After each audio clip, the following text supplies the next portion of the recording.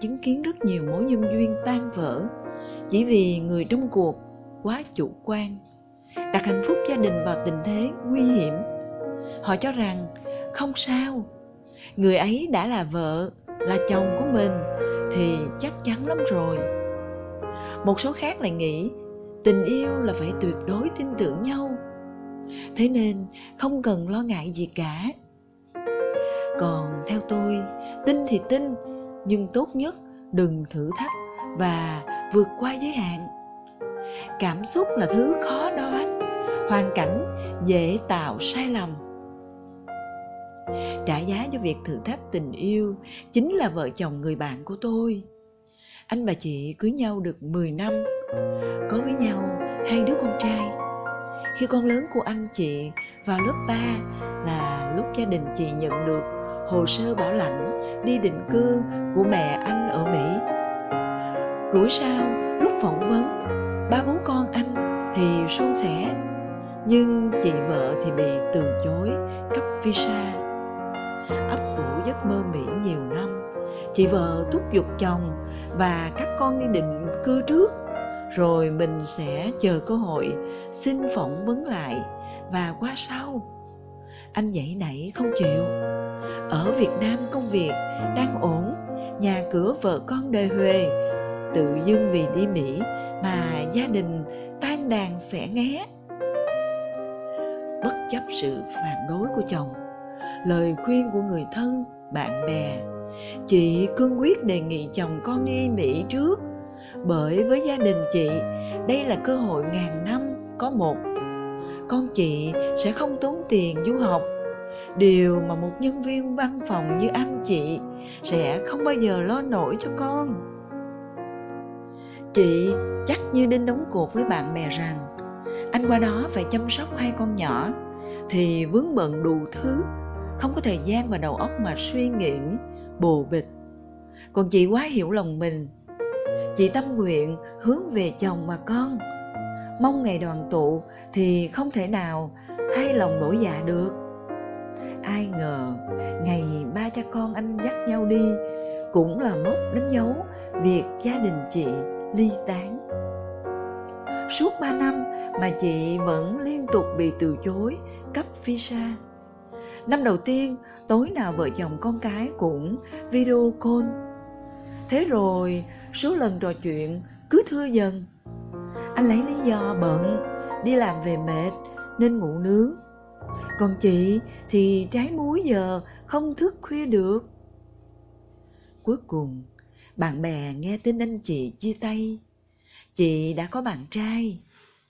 Anh và 2 con bước tiếp chặng đường mới nơi xứ người, với một phụ nữ khác trong vai mẹ làm vợ.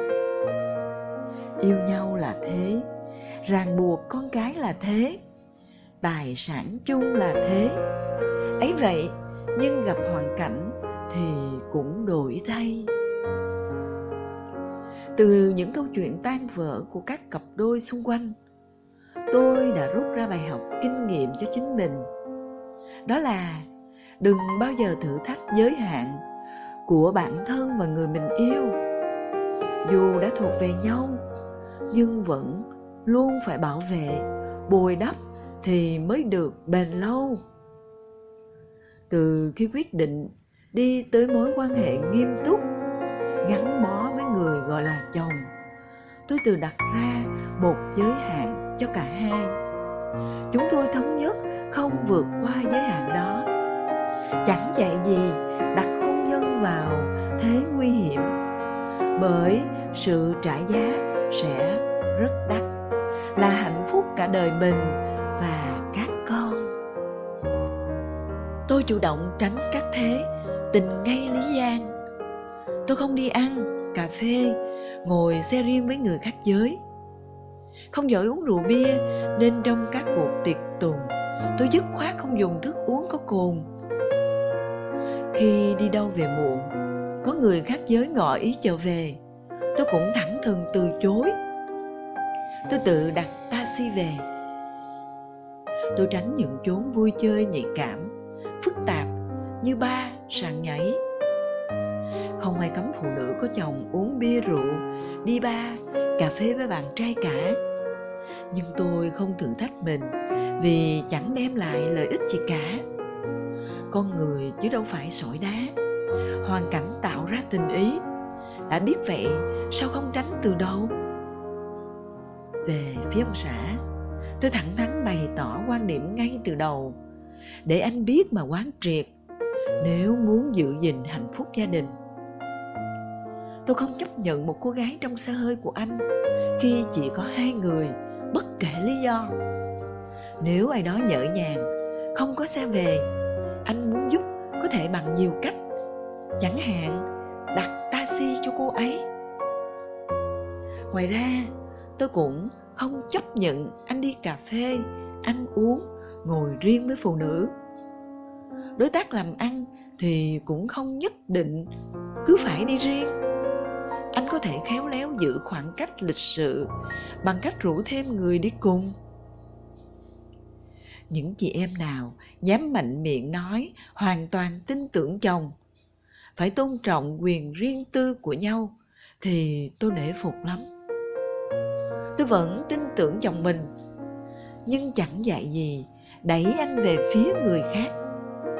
Vợ chồng tôi tôn trọng quyền riêng tư của nhau, nhưng là riêng tư trong giới hạn. Còn nếu muốn hoàn toàn tự do thì tốt nhất đừng kết hôn.